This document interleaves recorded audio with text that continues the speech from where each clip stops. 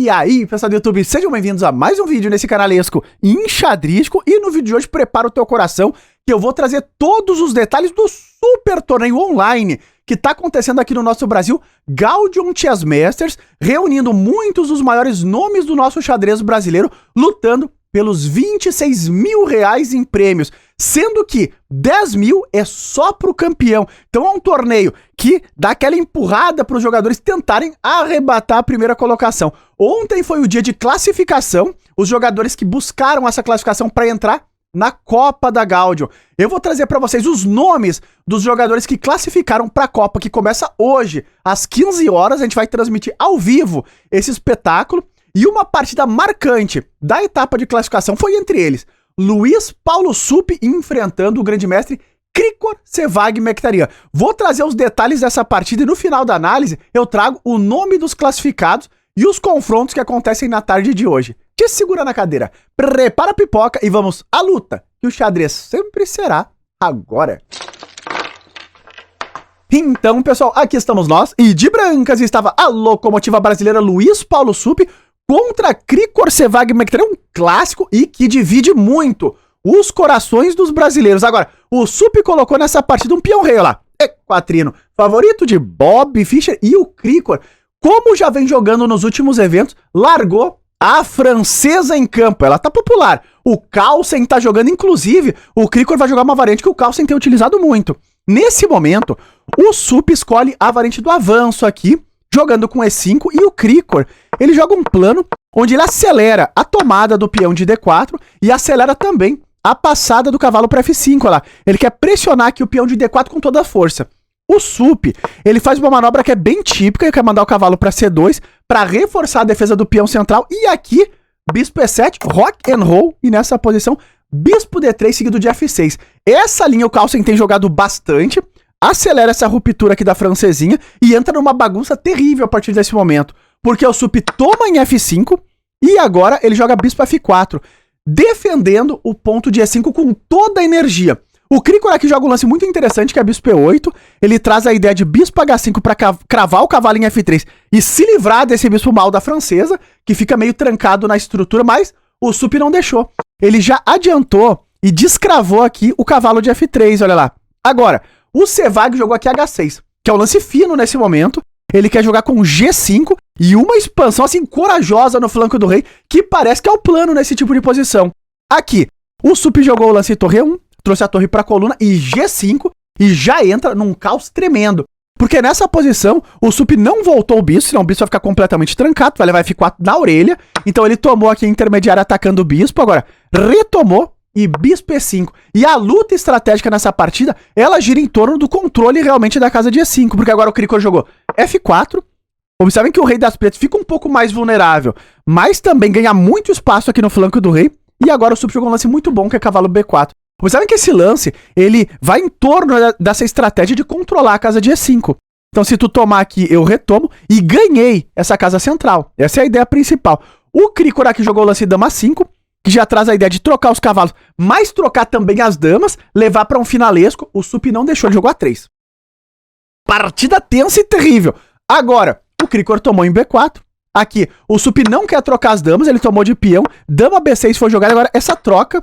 E o cavalo salta para E5 e jogamos esse final. Um final que muitas vezes o jogador francês fica com um pouco de receio, porque tu tá jogando o bispo mal contra o cavalo centralizado. Mas o Sevag tem os seus recursos. Fica de olho nessa peleia travada. Aqui, foi jogado o lance A6. Ele já adianta, né, qualquer ataque nesse peãozinho. Ele quer trazer a torre pro jogo sem perder a 7.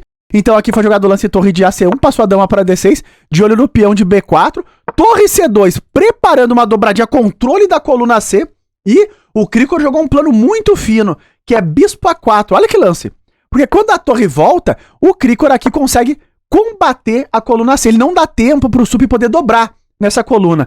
Nessa posição foi jogado o lance H3, dá um respirinho aqui pro rei, controla a casa de G4 também, bispo em B5, botando o bispo numa casa melhor, e B3, já controlando algumas casinhas do bispo. Nessa posição, o Krikor prepara a dobrada dele agora na coluna C, e o Supi aqui ele não deixou.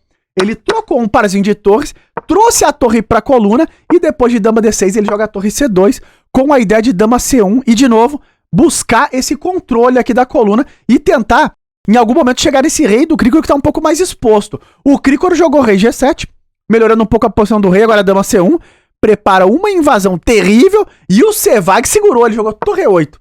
Ah, Rafael, qual é a ideia? O Sup entra na sétima e a ideia do Krikor com torre E8 é jogar torre E7, olha lá, segurando a sétima fileira, propõe também a troca das torres e nessa posição o Sup pegou a troca, ele trocou e agora ele jogou dama C2.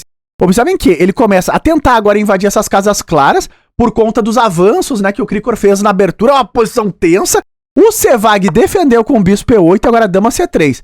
Controla o peãozinho de B4, B6 foi jogado, rei H2 melhora o rei, dama D8 fica controlando aqui algumas entradas, né? E nessa posição dama D3, o Sup pressiona o peão de A6, o Sevag defendeu e agora H4.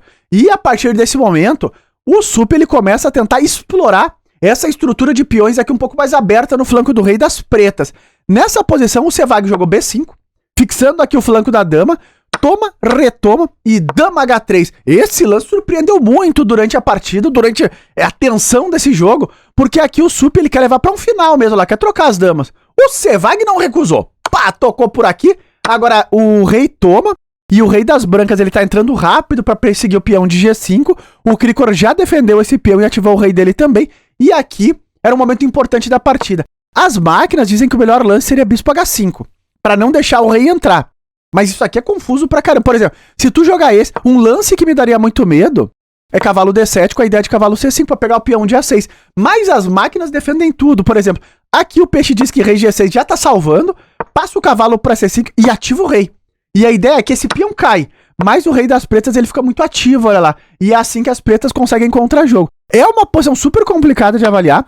Aqui, o Krikor jogou rei F6, que é um lance que também ativa bastante o rei. E agora rei G4, o rei foi pra cima, bispo G6 e cavalo D7, seguido do lance cavalo C5. O Sup, ele foi correndo atrás do peão de A6. Nesse momento, o Krikor volta a segurar o peão de G5, cai o peão de A6 e bispo E4. O Sevag busca contra-jogo. Observem que toca o peão de G2, o Sup jogou G3 aqui, e agora checolino, e o rei vai pra cima. Cheque de novo, o rei vai lá pra H6, e nessa posição, o Krikor toma em G3 e joga bispo C2. E o que o Krikor argumenta é, meu guri, vai cair o teu peãozinho aqui também, não tem problema. O Sup nessa posição jogou cavalo C7, seguiu perseguindo os peões aqui das pretas, rei F5, melhorando o rei, agora o Sevag vem atrás do peãozinho de G3, o peão de G pode ficar passado, só que agora, cavalo B5, aqui, rei G4 ativou o máximo que pôde o Krikor, cavalo em C3 foi jogado perseguindo agora esse peãozinho,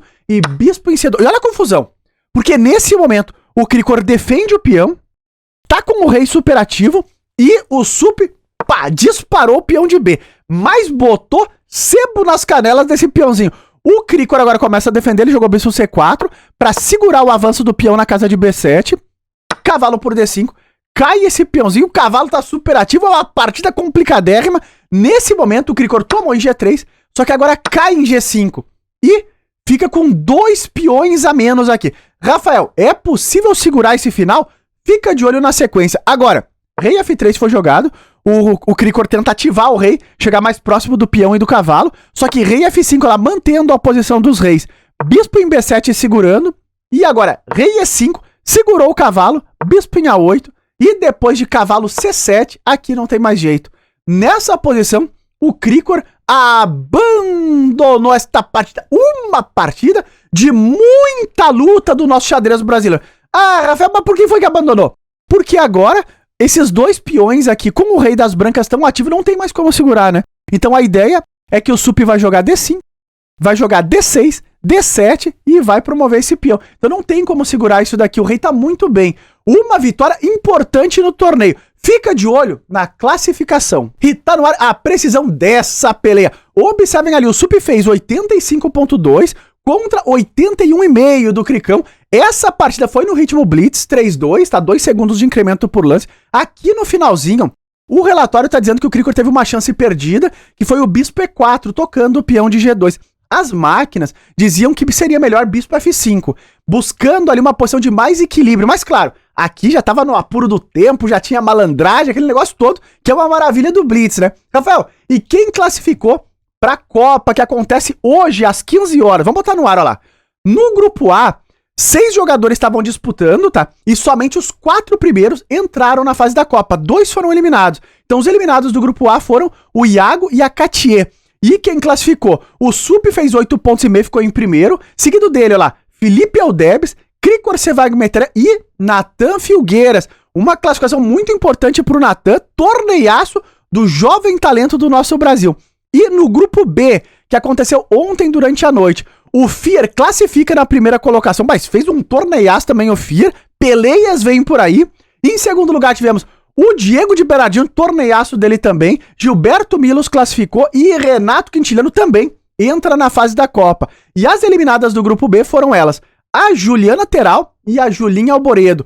Vamos ficar de olho na Copa, que começa daqui a pouquinho, já estamos com os preparativos por aqui para acompanhar de perto esse espetáculo. Se tu gostou da análise, tá curtindo a cobertura, não esquece do likezão aí embaixo e até os próximos vídeos.